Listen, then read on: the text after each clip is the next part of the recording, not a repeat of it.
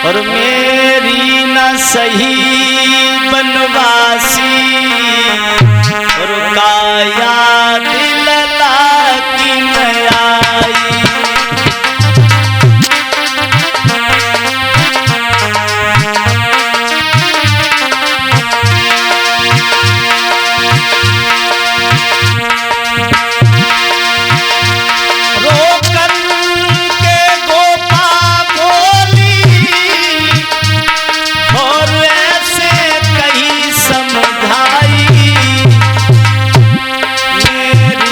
सही बनवासी काया दिलला की नयाई।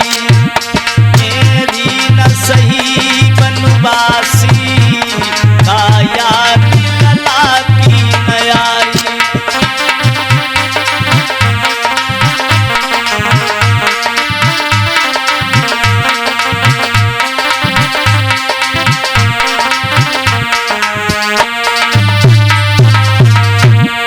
समझा रही है प्राणनाथ, 8 वर्ष व्यतीत हो गई हैं, क्या तुम्हें अपने पुत्र राहुल की याद नहीं आई?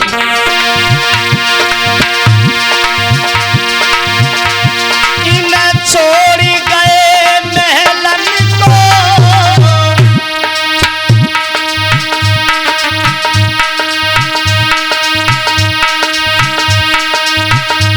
तुम छोड़ गए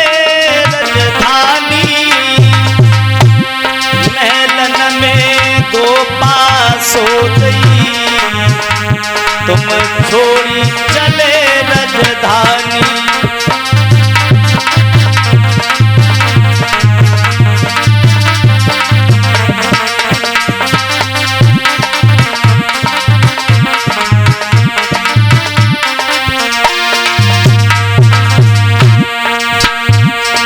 दो 200 मुद्राओं का सम्मान भैया ओमकार साक्षी गांव सूरजपुर से भेंट कर रहे हैं। बहुत बहुत साधुवाद है, मंगल कामनाएं। आज वो यशोधरा भगवान बुद्ध को समझा रही है। भगवान वो कल के गोपा भोली और ऐसे कहीं समझाई। अरे मेरी न सही बनवासी काया दिलला की नयाई। मेरी न सही बनवासी काया दिलला की नयाई।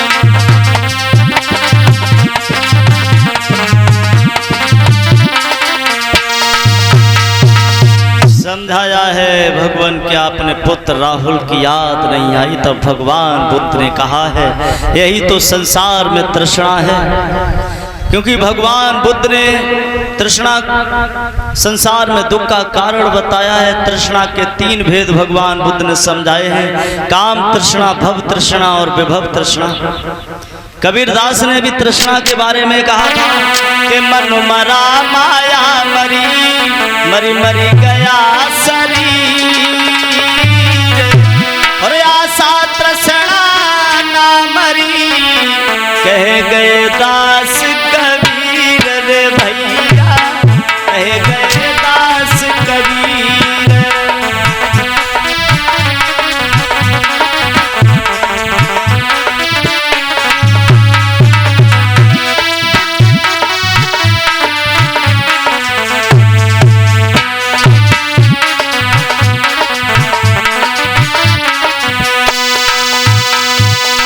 तृष्णा भी भगवान बुद्ध ने कहा तृष्णा का मतलब होता है लगाव। संसार में हम जिससे ज्यादा लगाव रखते हैं उसी से दुख मिलता है। संसार में हम जिससे ज्यादा लगाव रखते हैं उसी से दुख मिलता है। संसार में दुख का कारण तृष्णा है।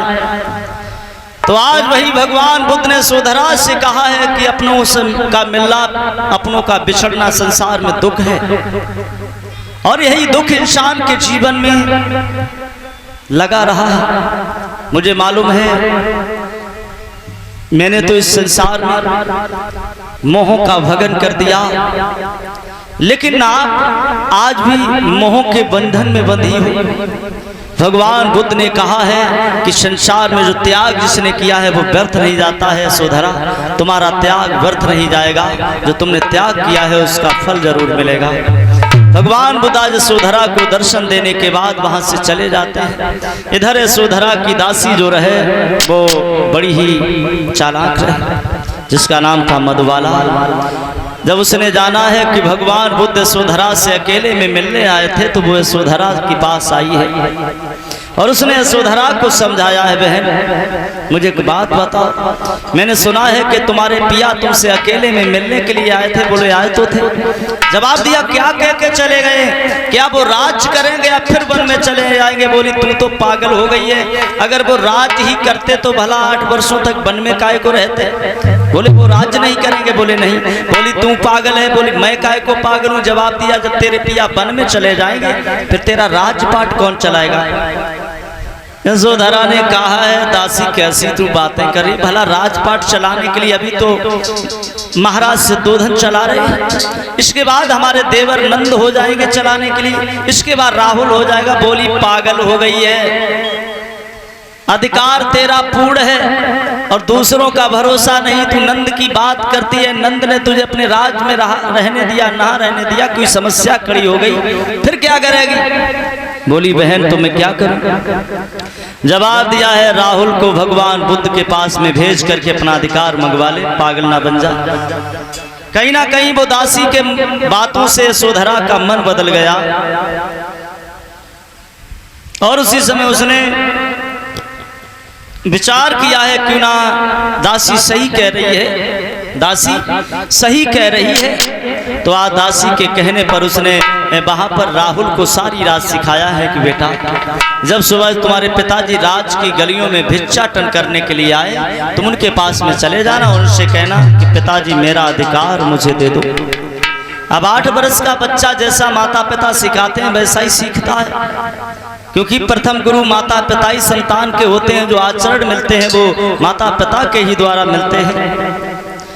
आज वहां और इसी बीच में 100 मुद्राओं का दान आनंद साक्य सनाब जवर सिंह सूरजपुर से भेंट कर रहे हैं। बहुत बहुत साधुवाद है, बहुत बहुत मंगल कामनाएं। आज यशोधरा ने अपने पुत्र राहुल को सारी रात सिखाया, माँ समझा रही है बेटा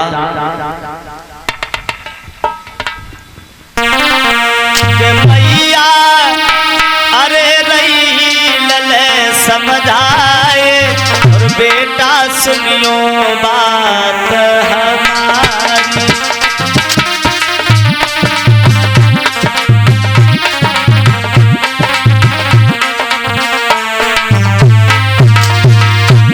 अरे सुनियो बात हमारी, बेटा सुनियो अरज हमारी।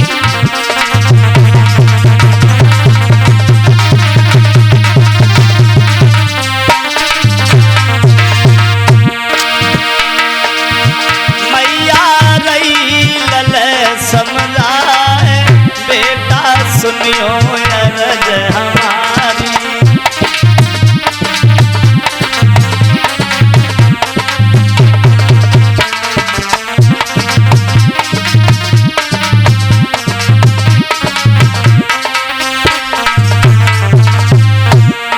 समझा रही है लाला भगवान बुद्धि ढिंग जइयो अधिकार मांग